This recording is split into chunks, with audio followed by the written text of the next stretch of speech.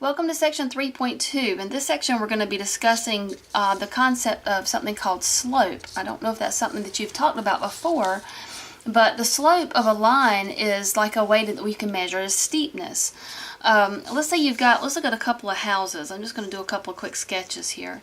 So let's say I've got a house like this. Right, and here's my roof on it. And then there's the house next door. Maybe it's got a roof like this. Okay, the first one definitely has a steeper roof than this one has. Another way that we can think of this is that the slope of, or the pitch of this roof has a higher slope or larger slope. This one would have a smaller slope because it's not as steep of an incline. So the definition for slope is the rate of change between any 2 points on a line. It is a measure of the steepness of a line. To find the slope of a line, find the ratio of the change in y, or vertical change, to the change in x, or the horizontal change. Slope is equal to change in y divided by change in x. So in this example over here, they've labeled 2 points on the graph. This one is at ordered pair 2, 3.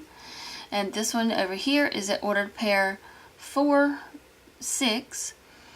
And if you look at the number of spaces that your change in y to get from here to here, you would go up 3 spaces, and your change in x, your horizontal change, was 2 spaces over. So that gives me a change in y of 3, a change in x of 2, so my slope would be 3/2. Let's look at an example over here. In example 1, part A, we want to find the slope of each line. So they've given us 2 points on the line to look at, here and here. So we want to find the change in y, that's the vertical change. How many spaces do I have to go vertically to get from the first point to the second point? Well, I have to go 1, 2, 3, 4. So I have a vertical, or I have a change in y.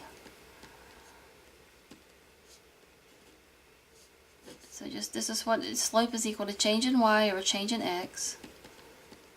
My change in y is 4, and my change in x, I have to go 3 spaces horizontally, so 3. So the slope of the line is 4/3. In part B, we've got a point at -2, -1, and we've got another point at 4, 2. And we want to do change, again, slope is change in y. So you should be writing this in your notes, change in y over change in x. Everything that I write in my notes, you should write the same thing in your notes. So to get from my first point to my second point, my change in y, I have to go up 3 spaces, so it's going to be 3. My change in x, I have to go over 6 spaces. So 3 over 6, but 3 over 6 is not in simplest form. This can be simplified to 1/2. So I would say the slope of the line is 1/2. But it's always going to get your measure of steepness, to get your slope, is always going to be the vertical change over the horizontal change, the change in y over the change in x. Alright, so I want you to do on your own number 1 and number 2. And then I will pause the video and I will give you the answer.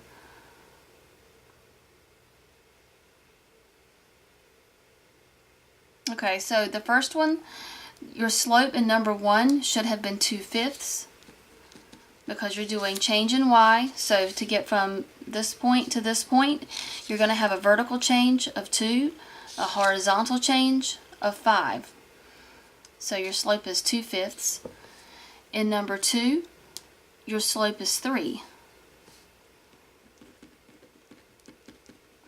Okay, so in number 2, let's say you go from this point to this point, your change in y, you're going up 1, and then 2 more, that's 3.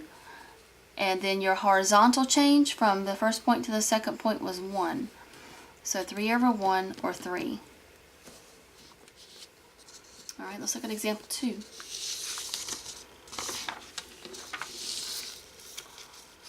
Okay, so in this one we're going to be working from a table. The table shows your earnings for babysitting. First, graph the data and then find and interpret the slope of the line through the points. So to graph these ordered, you would just create a grid like we have over here. X would be hours, and the Y's are going to represent your earnings in dollars. So we've got hours for the x-axis, earnings in dollars for the y-axis, and then these numbers have already been put in for us, so we can just plot the points. We've got 0, 0 here. This would be 210, so that's this point. And then the point 420 is this point. The point 630 is here. And then we've got 840 here, and 1050 is that point. So those are the points that were graphed from that table.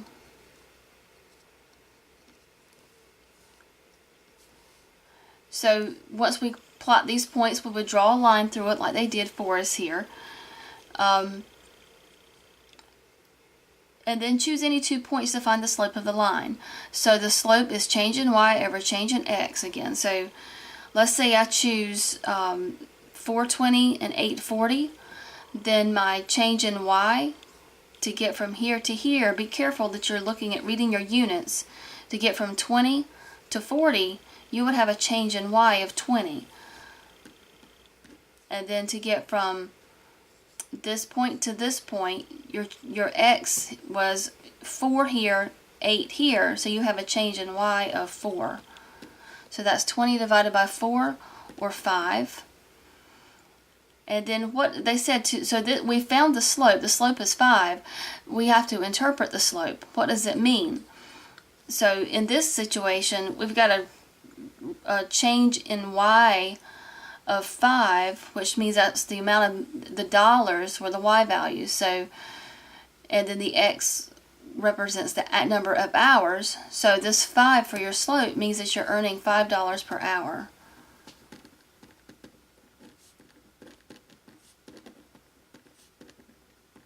For babysitting.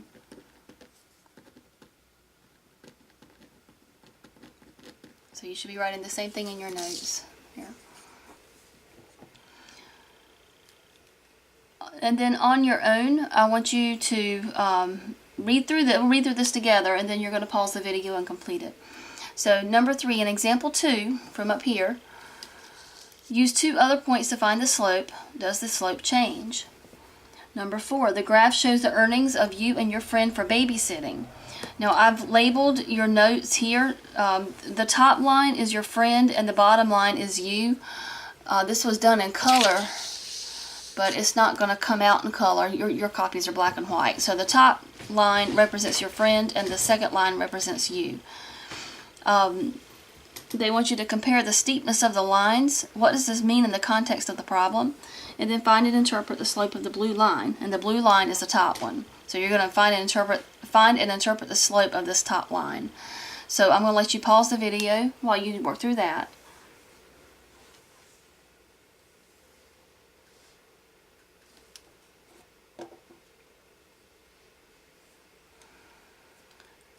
Okay, so on your own number 3, if you use 2 other points to find the slope, does the slope change? So no, it does not.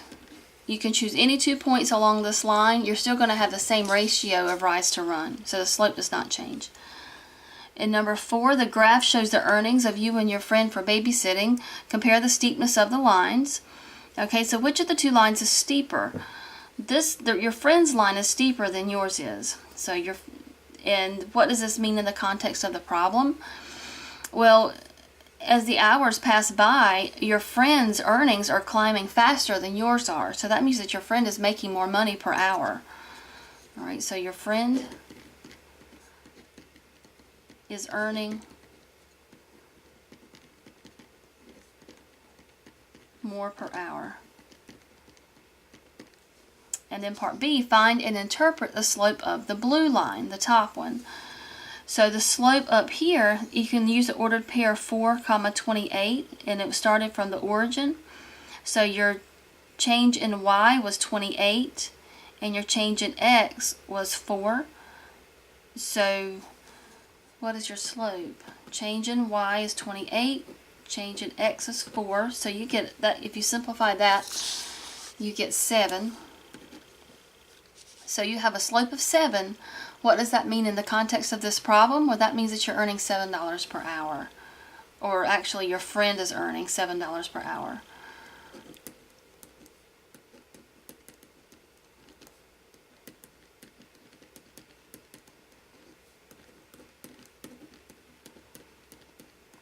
Okay, so these are the notes for section 3.2. What's the big thing that you need to take away from all this? This right here, slope, change in y over change in x. That's what you need to remember for all the problems in this section. And for the remainder of class today, you are going to be doing, let's see, I don't have a page number. Your page 108, textbook page 108, and you're going to do problems 1 through 3, 5 through 15 odd, and number 16. There's no homework over the weekend, but you should do as much of this during class as you can, and then you can turn it into your sub at the end of the class. Alright, that's it. I do plan to be with you this afternoon for work cycle. I had told some of you that I would be there when you were trying to finish up your test correction, so my plan is that I should be there for work cycle this afternoon. Alright, thank you.